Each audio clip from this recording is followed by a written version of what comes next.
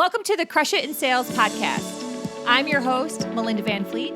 This podcast focuses on the intersection of sales, leadership, and personal development. Now let's get ready to dig in and crush it. Hi everyone, welcome.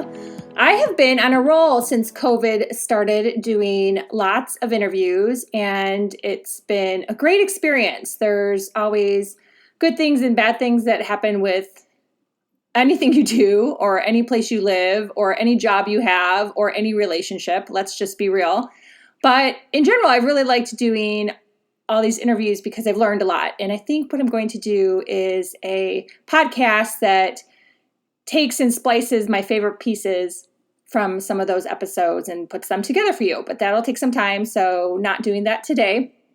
I do have a fabulous interview coming up on Tuesday that I'm super excited for. And I was going to air that this week, but I think I might pass because I just got back from my morning walk. It's Sunday morning, and I really try to clear my head when I walk. I usually listen to content for the first half hour, and the second half hour, I just try to be mindful. And if you listen to my other podcast, The Good Karma Success Coach, I do talk about that a lot. But on my second part of my walk, I don't know why, I just really started getting fired up and thinking about leadership and sales and everything that's going on out there and how I'm starting to see change, but the change is just so surface level. And what I really want to share is some examples. And if you are one of those leaders or one of those managers or one of those business owners that are just doing these surface level things, I ask you to just stop. Stop, regroup, take a step back, and start more slowly because you're not coming from an authentic place and it's noticeable. And so it's actually kind of shocking to me, but I think that's just how the world operates. I was watching something from Vishen from Mind Valley, and he was talking about personal development at 4 different levels. And the majority of people are at level 1, meaning they pretty much have no personal development and they blame other people or they're victims, and they really just aren't even at the beginner stage, or maybe they even read like one self-help book and they think they know it all, and then nothing really changes. So anyhow, so kind of was going all together with that and in regards to the examples that I was thinking of when I was on my walk. So I have seen leadership say that their company has certain values, and they based those values upon something they feel is going on out there in their organization. And it's kind of like they just made it up, to be really honest. Maybe made it up over a few cocktails on a cocktail napkin or something. You hear those stories back in the day. And instead of really taking a deep dive and maybe taking some time thinking about your values, don't just repeat what you think is going on in your organization, because what's truly might be going on in your organization is people might be banding together just to get through the day or to solve issues on their own because management is not doing a great job. And that is exactly where this example stems from, is the reason why that value is popping up is because management doesn't do a good job of truly sharing things and really being there for them, for the team, from an authentic space. Being there for the team from an authentic space. And that comes from the top. That comes from the top. And years and years and years of people seeing that, it really becomes ingrained in the culture and people recognize it. They might not speak up, and you're always going to have those people that are Kool-Aid drinkers, but the majority of people do see that. And a lot of people feel stuck in a paycheck or feel like, hey, I've been doing this so long, I don't feel like changing. They might be close to retirement, so they're like, just deal with it. And so they end up finding other tools or ways to get through the day, to get their job done, to try to make some money, especially if they're commission-based sales reps. So that's number one. If you're trying to reevaluate your value statement about your business, whether or not it has to do with just things that have happened during COVID or even things that are now happening during Black Lives Matters, especially if you don't even have any African American people on your team, that's something to look at too. How did that happen? How do you not have anyone in management that is of a different race? Whether it could be any race. I think all lives matter, to be really honest. All lives matter. So Chinese, Indian, anyone, all lives matter. So that's something to think about too. The next thing is, it has been shocking to me when I've been speaking with sales reps, how many sales managers have never reached out one-on-one with a phone call, and most even with an email, to check on that person to see how they're doing. Unbelievable.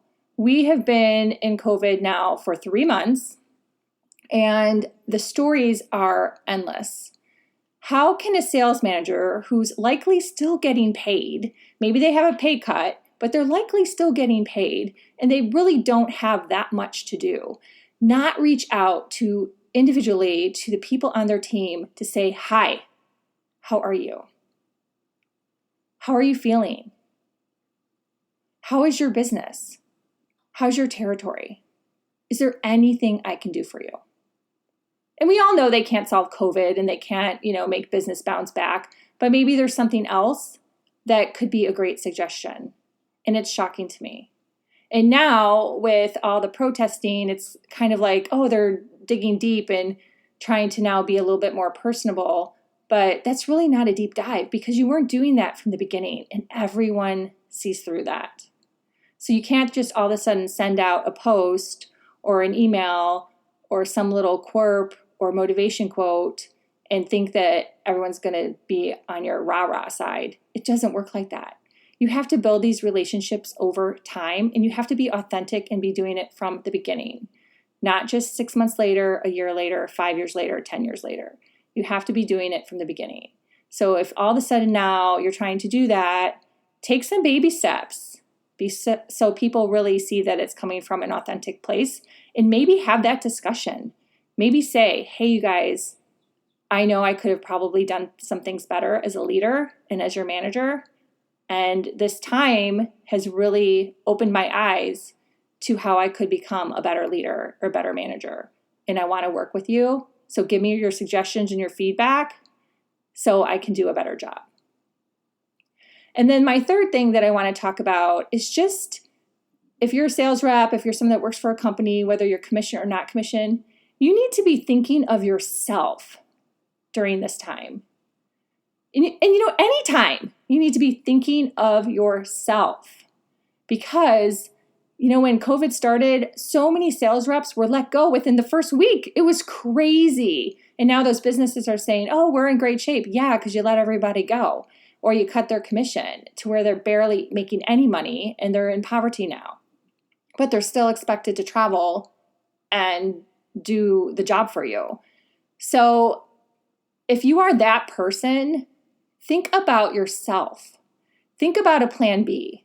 I'm not saying quit your job right now, but think about it. Sit and think about it. Sit and think about, how did that make you feel? What is your goal in your life? What are your goals? What are your values? How do you feel about your own mental health? How do you feel about what you do for a living? How does that reflect on your family, your personal relationships, your financial relationships? Big one, right? So take this time still to think about that. Take this time to think about this as maybe you start to travel again. How did that company treat you the second that COVID came out? I know so many reps that were let go immediately. And I also know some reps that were commission-based that were let go immediately. Okay, they're commission-based. How did that even happen? So the salary ones, that makes a little bit more sense in terms of the grand scheme of things. But commission-based reps, how did that happen? So that's just a whole other caveat as well. So take this time to think about yourself. I hope this resonates with someone out there. I'm coming off my walk, so I'm pretty fired up. It's hot here in the Keys. But these are things that I think really need to be said. And unfortunately, a lot of people don't have the confidence or the courage, number one, to speak up or to speak up for themselves.